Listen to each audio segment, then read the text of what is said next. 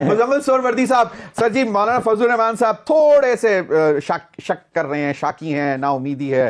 नासिर हुसैन शाह साहब की बात आपने सुन ली, अली बुखारी साहब की भी बात आपने सुन ली। Your independent view on this sir? हुई कि जब एहतजाज केपी हुकूमत के सर पे किया जाता है तो फिर 245 भी लगानी पड़ती है, कंटेनर भी लगाना पड़ता है, क्योंकि हुकूमती वसाइल हुकूमत पर हमला कर रही होती है।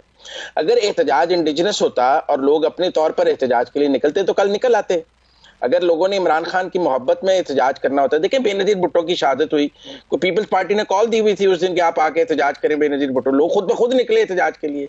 अगर भुट्टो साहब की फांसी पे लोगों ने खुद को आग लगाई तो क्या वो पीपल्स पार्टी की कॉल थी कि आप खुद को जाके आग लगा लें? लोगों ने अपनी मोहब्बत में जाके आग लगाई भुट्टो की फांसी के बाद।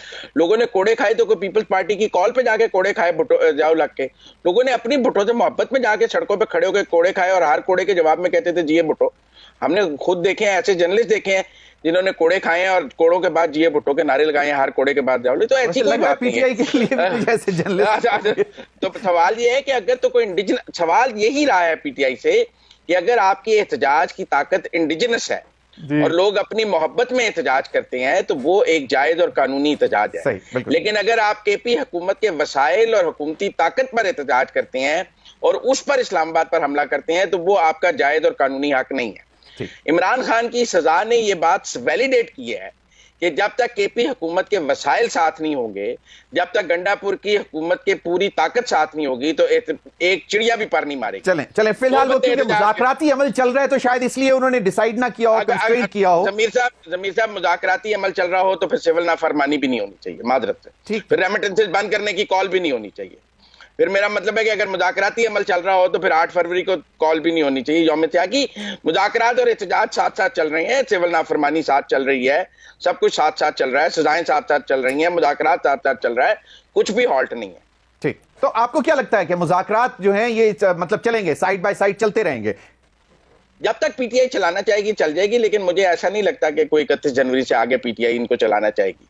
लेकिन मैं एक चीज बहुत पॉजिटिव देखता हूं कि आज जो मैंने बानी पीटीआई का ट्वीट देखा है, उन्होंने 8 फरवरी को पेशावर में जलसे की हिदायत की है और उन्होंने कहा है कि केपी के सारे काफिले पेशावर आए।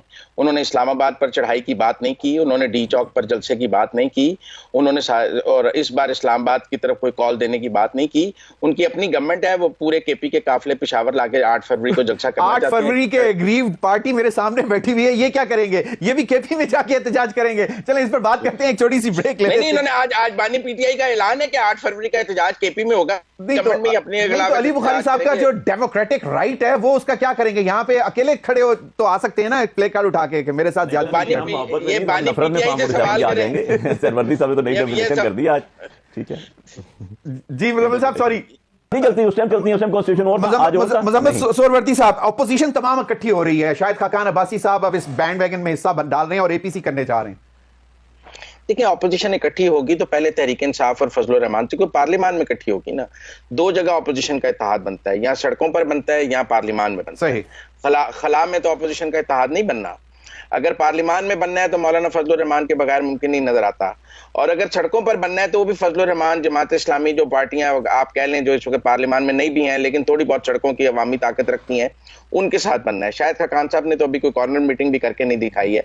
तो जो फजलुर रहमान साहब के बारे में जुबान इस्तेमाल करते हैं सीएम केपी के, उसके बाद फजलुर रहमान और पीटीआई का क्या इत्तेहाद हम देख सकते हैं? सही, लेकिन कहा है शायद खाकान अब्बासी साहब शायद कोई मूव चलाने जा रहे हैं, सबको अप्रोच करेंगे कि बिल्कुल नहीं। आप जो फजलुर रहमान साहब के बारे में गंडापुर साहब ने बात की है, आप उस देखिए, ये तो नहीं हो सकता कि मरकज में नहीं, ये तो नहीं हो सकता कि मरकज में पीटीआई और फजलुर रहमान इकट्ठे होंगे और केपी में एक दूसरे के मुखालिफ होंगे। ये कोई नई सियासत हमें पढ़ाना चाहती है पीटीआई, तो हमें समझ नहीं आती है। पहले अपने अगर ये ऑपोजिशन का इत्तेहाद बनाना चाहते हैं तो पहले अपने सीएम की लैंग्वेज ठीक कर